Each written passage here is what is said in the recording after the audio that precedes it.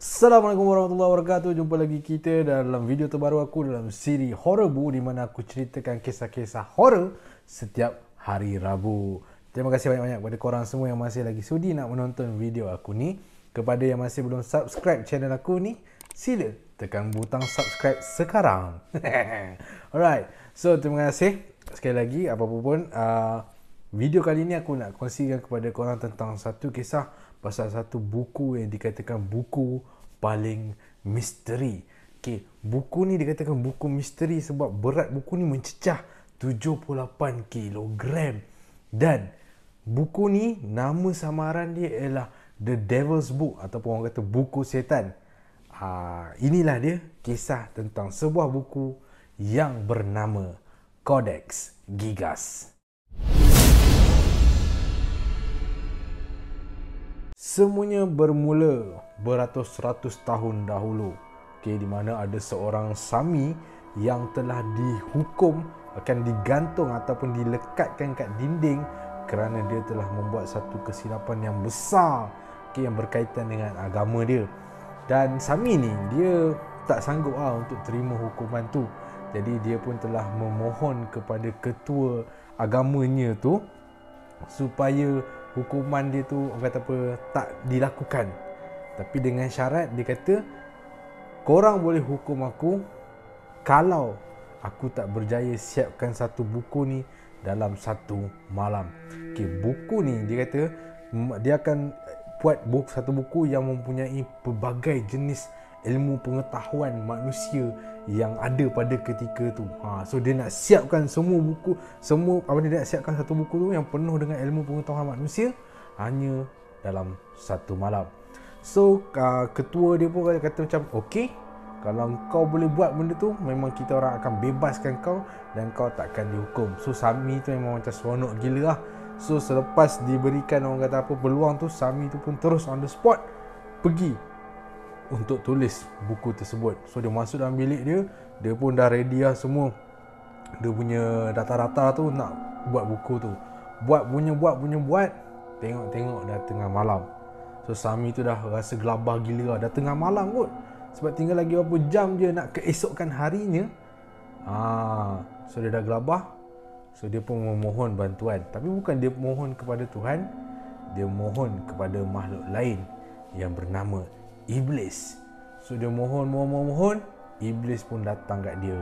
Iblis cakap, aku boleh tolong kau, tapi kau kena bagi sesuatu kepada aku in return, sebagai balasan.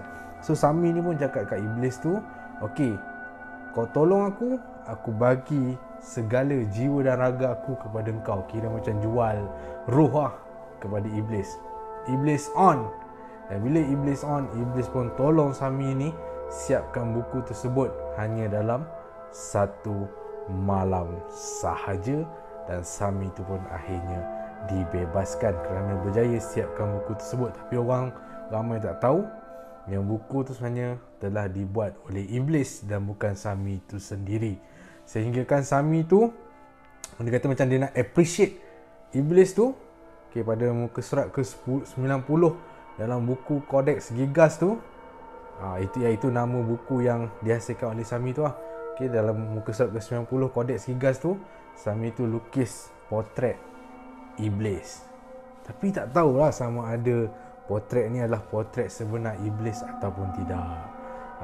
So itulah dia kata apa, sedikit sebanyak sejarah tentang penghasilan buku Codex Gigas ni. Tapi masalahnya sekarang, cerita yang aku cerita ni, orang kata tak tahu dia punya kesahihan tu. Tak pasti, ramai orang tak pasti. Dia hanya satu cerita, boleh kata macam dongeng, satu legenda saja. Tapi nak kata cerita tu sah, tak tahu nak kata macam mana Tapi buku ni, Codex Gigas ni, memang wujud sebenarnya. Buku Codex Gigas ni berada di dalam National Library of Sweden. Kalau siapa yang nak tengok buku tu, memang ada kat Sweden, pergi tengok buku tu.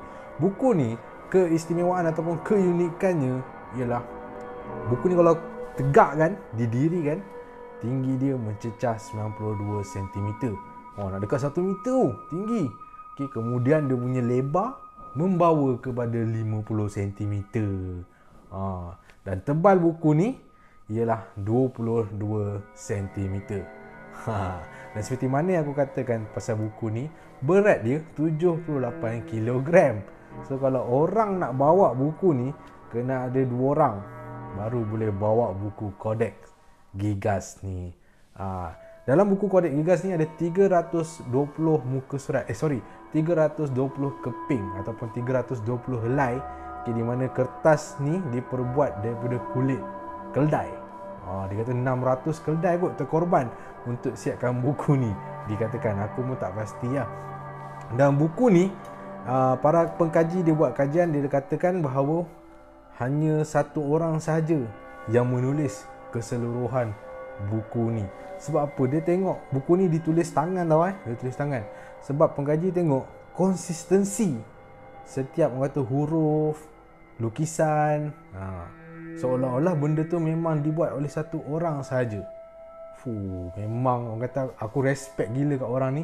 Sebab kalau kita tengok dalam buku ni, dia punya tulisan dah tulis tangan, lepas tu bercorak-corak semua dan sebagainya. Kira kesabaran penulis ni sangat tinggi. Jarang-jarang lah orang nak bersabar tulis macam tu.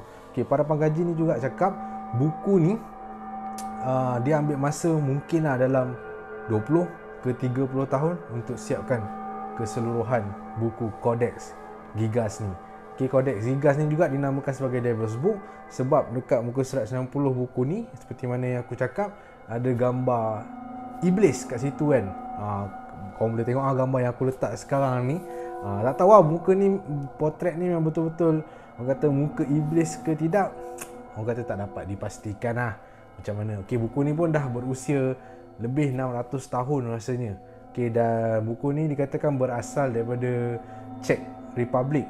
Nama dia dulu ada nama lain, tapi sekarang kawasan asal buku tersebut ialah dari Czech Republic lah. So buku ni, siapa nak tengok boleh pergi Sweden, korang boleh menatap sendiri lah. Kata buku yang bersaiz besar ni, dan buku yang masih lagi kekal misteri sebab tak tahu siapa yang telah menulis buku tersebut. Yang bahasa-bahasa digunakan tu ialah bahasa-bahasa kuno, macam bahasa Hebrew, bahasa Latin, tapi tak ada bahasa Inggeris lah. So itulah dia sedikit sebanyak tentang buku yang dinamakan sebagai Codex Gigas ataupun buku yang dinamakan sebagai The Devil's Book. So setakat tu saja perkongsian aku untuk Codex Gigas ni, untuk video kali ni berkenaan dengan Codex Gigas. Terbalik pula susunan ayat aku ni. So kalau korang suka cerita aku ni, jangan lupa untuk klik thumbs up dan jangan lupa untuk klik subscribe.